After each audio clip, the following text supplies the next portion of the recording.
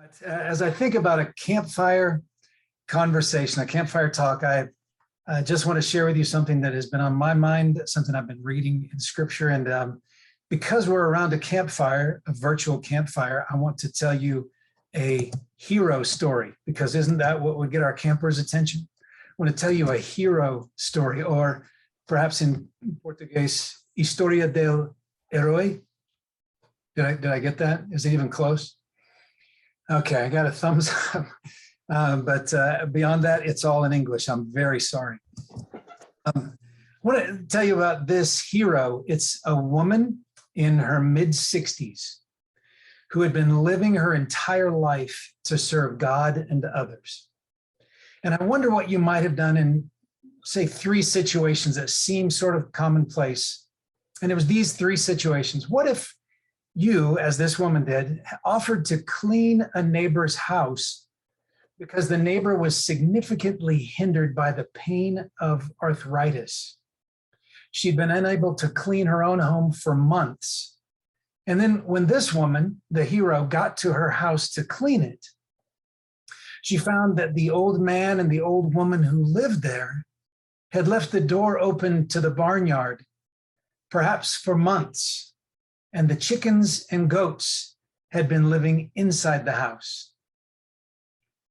And if it's not clear, let me tell you, the animals don't ask to use the toilet or the washroom. The floor is their place.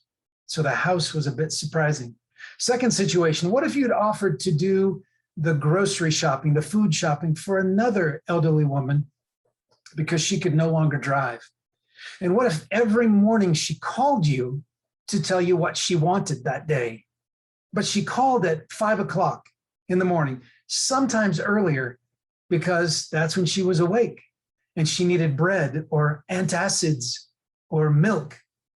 And she woke up you, your husband, your grandchildren who were staying with you. And what if, in the third situation, what if you were this woman and your only son in his early 20s brought home a young woman who clearly did not like you? She mocked your faith. She used bad language, profanity or swear words, you might say, that she knew were offensive to you. She yelled at you and called you names. She did other things in your home that would never have been done otherwise, and yet your son didn't do a thing to stop her. What would you do? I'll get back to her in a couple of minutes, but I want to share with you some very simple truths that should be very easy for us to grasp, but they may be harder to put into practice. We'll start with Matthew chapter 7, verse 12. And Jesus said, "So in everything, do to others what you would have them do to you. For this sums up the law and the prophets." Again, he said, "So in everything." And I had a pastor many years ago who, when he saw a word like everything, he would pause and he'd ask the church congregation, "And what does everything mean in Greek?" And people knew that the answer was everything. Or if it said, "And in all things," the pastor would say, and what does all mean in the Greek? And everyone would yell, all. So Jesus is saying, so in everything, do to others what you would have them do to you, for this sums up the law and the prophets. Later in the book of Matthew, in chapter 22, verse 34, it says this: "Hearing that Jesus had silenced the Sadducees, the Pharisees got together." Now, doesn't that sound like a sinister beginning of a story? Hearing that Jesus had silenced the Sadducees, the Pharisees got together.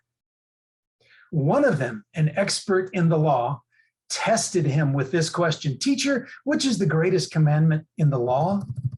And verse 37 says, Jesus replied, "Love the Lord your God with all your heart and with all your soul and with all your mind. This is the first and greatest commandment. And the second is like it. Love your neighbor as yourself. All the law and the prophets hang on these two commandments."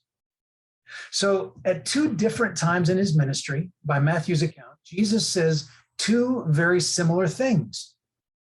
Do to others what you would have them do to you, and love God first with everything you are, and love your neighbor as much as you love yourself.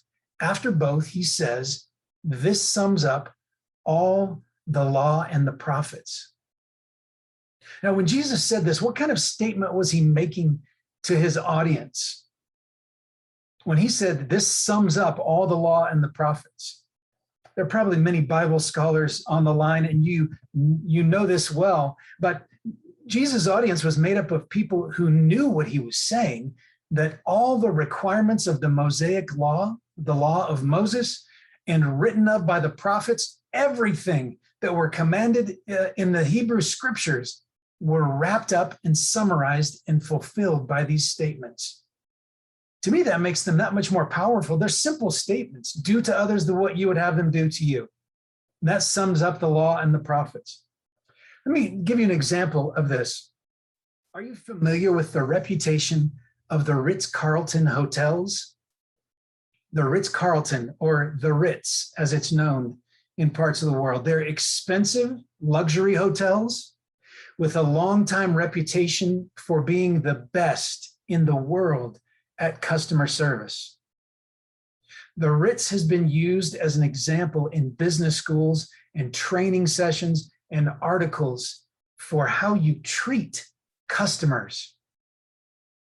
The founding president of Ritz-Carlton, who was a friend of mine, spoke at one of our conferences in the US a few years ago, and he said this: all of our principles, all of our practices, all of our groundbreaking philosophies about customer service can be summed up in two words: be nice. It sounds pretty simple, doesn't it? He's a quality award winner and a leading hotelier in the world, and he's won the award, the Malcolm Baldrige. It's a prestigious quality award. He's won it twice when most people never win it.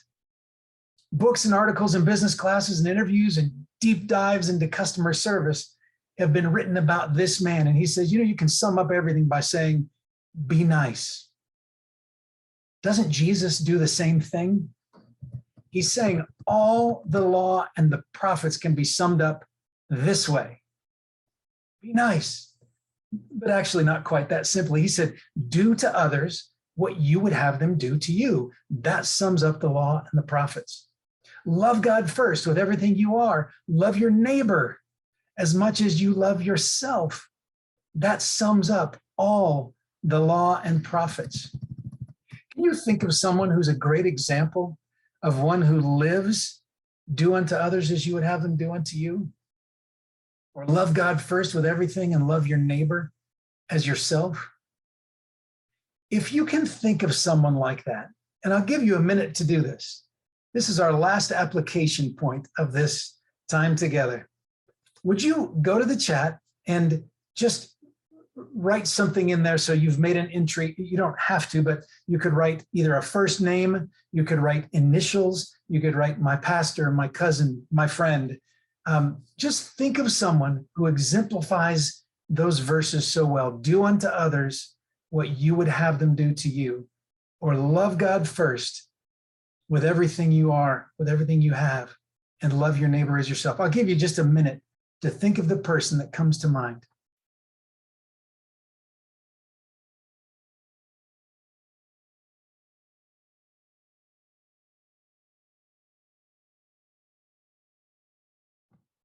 Thank you for thinking of that person. And I wonder if you'll just take another minute. You don't have to enter anything, but just consider, what is it about them that made you enter their name or their initials, or even consider putting them in there? Again, just think about it for a minute. What is it about them that made you write that, or put their name in, or their initials?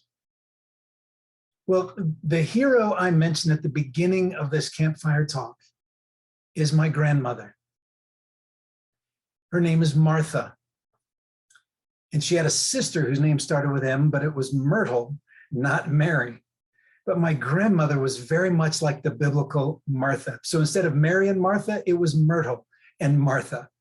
My grandmother was the one busily running around, serving everyone, doing all of the things that I mentioned above. And I was there when we walked into that home where the chickens and the goats had been living. I was there with my grandmother. I was about 8 or 9 years old, and I watched her get on her hands and knees and clean the waste of animals off the floor of Helen because Helen couldn't do it. And I didn't understand why. I could not understand why. I would say, Grandma, she did it. They let the animals in. It's not your fault. Why don't you let them clean it? She says, because they needed it done, and I'm to love my neighbor as I love myself. I was there sleeping on the pull-out bed, which my grandparents called it a Davino or a Davenport or a divan instead of a Chesterfield, in the living room of their little 3-room house. And Millie, this older woman, would call in the morning and wake me up, to the point where I, as a quite ungodly young child, wouldn't treat her like my grandmother. I would get up and pick up the phone and hang it back up again and try to go back to sleep. Millie said to my grandmother, I don't think your grandson's like me. My grandmother said, please don't do that. She needs help. And I was there to witness some of, but not all of, my aunt's mistreatment that was horrifying to me, the way she treated my grandmother, her future mother-in-law. And I would ask my grandmother, why do you let her do that? Why is she so mean? And she would say, you know, she really had a rough upbringing, a rough childhood. And that's all she would say. My grandmother was the most Christ-like person I have ever encountered, the most kind and giving and self-sacrificing person. And she lived to be 99 and a half years old. And I never heard her say a negative or unkind word about anyone, including those who mistreated her. As we conclude this gathering, and as you go about your routine or go back to your ministry, would you keep the person that you mentioned above on your mind, and therefore the example of Jesus on your mind, for what it means to fulfill all the law and the prophets by loving God first with all you are and loving your neighbor as yourself? You take some time, again, to consider the characteristics you want to develop so that you look like them. I could tell you that if I strove or tried really hard to be like my grandmother, I would, in essence, be trying to be like Jesus, because she was so much like him. One of the most frequent prayers that I have prayed with my wife in the last 10 or 15 years, at the end of another prayer, whether it's thanking the Lord for a meal, praying for friends who are in trouble or in pain, I'll say, and dear God, please help us love like Jesus. My wife says, I think we ought to smell like Jesus. We ought to try to smell like Jesus. And the Bible doesn't tell us anything about how Jesus smelled, but obviously what Penny's saying, my wife, is saying is that there's a greater experience that people can have if they're near us and we're near to Christ. If we're near to and like Jesus, we will have what the Bible does call the aroma of Christ. And I love that as an example of the effect we can have on others. So when I thought of what empowers us most to move forward in hope, the theme for our gathering, it's those words. It's what we do individually, which is much more important, I think, than what we do with organizations, than what we do with the groups of people we lead, the groups of camps that we lead, or the individual camps we lead. I think it's much more important that our focus is on living like Jesus. So in our work and ministry, we're a blessing to those around us. I think that's the start of how we change the world.